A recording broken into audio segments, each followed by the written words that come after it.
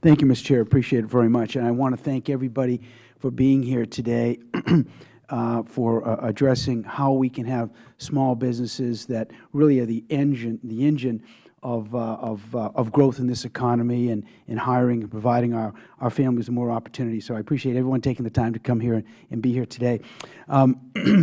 I represent Maine's 2nd District. If you haven't been there to vacation, you really should. It's a great place to go and spend money. We're a state that needs that, so I invite all of you to come up when you have a chance. I represent a highly rural part of our state where the last 3 years, last year alone, we lost 3 paper mills, 1,000 jobs in Bucksport, Millinocket, and in Old Town. And the reason for that, in part, is because in New England, and in particular Maine, we've converted burning oil and coal to burning natural gas in order to produce electricity. And electricity, of course, is used to run our machines to make our paper. And we're the greatest paper makers in the world, and we're surrounded by all these trees in Maine. But we got a real problem with this. So not only do we need to produce more product, and get that product up to Maine by increasing the pipeline capacity and drive down the cost so we can be more competitive and keep these jobs going.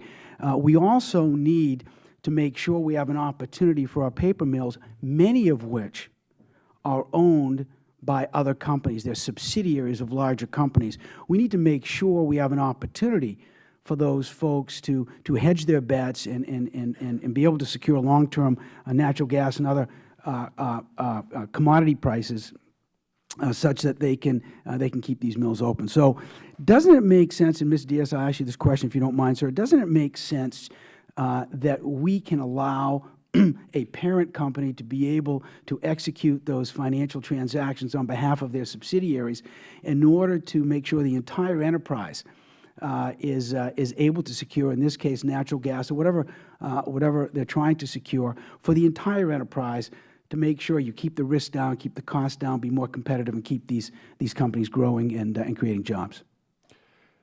Congressman, yes. And the first 18 years of my career was at Scott Paper Company and S.D. Warren Company. Sure. in your state. Thank you. In the mills that you mentioned. Yeah.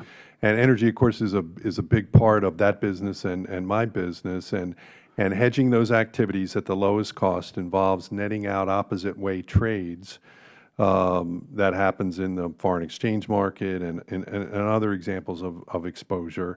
And doing one trade with a financial counterparty, a bank, at a smaller amount, lowers costs and ultimately makes us more competitive. And with no risk to the secondary market.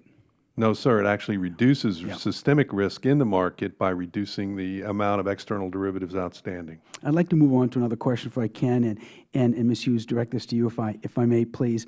I support Congressman Hultgren's Bill H.R. 1675 you just mentioned a moment ago, when it talks about how you can incent small businesses that are just starting up, and all the challenges and all the excitement you have with small businesses taking off, especially in your space, Mr. Kovacs.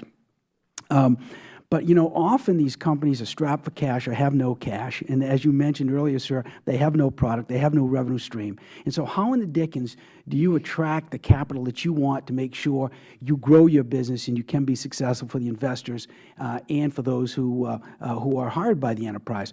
So, Ms. Hughes, I want to, with your experience in this space and the number of companies that you folks get involved with, give us an idea of opportunities you might have run into in the past where you want to incent people, but you don't want to take on debt, and maybe you can't borrow money because the company is so small. Why not offer them a piece of the action? Why not offer them stock in the company? Doesn't that create an exciting environment for folks to really want to dig in, make the company successful, grow, produce products we want in this country, and hire more people?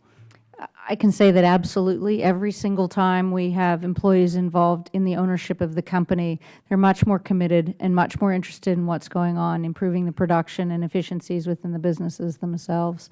I don't have a tremendous amount of experience in the startup market, unfortunately. We deal with very small businesses, but most of the businesses we're involved with have revenues of about $10 million, and we're helping them through the next phase of growth. But absolutely, employee ownership is a real driver when trying to create value and growth over time. And Mr. Kovacs, therefore, doesn't it make a lot of sense to support H.R. 1675 that Mr. Holgren was talking about a little bit before ago. Doesn't that make a lot of sense? I think it does. Yeah. Okay. Thank you very much. Appreciate it. Thank you. The gentleman yields back. Mr. Hill is recognized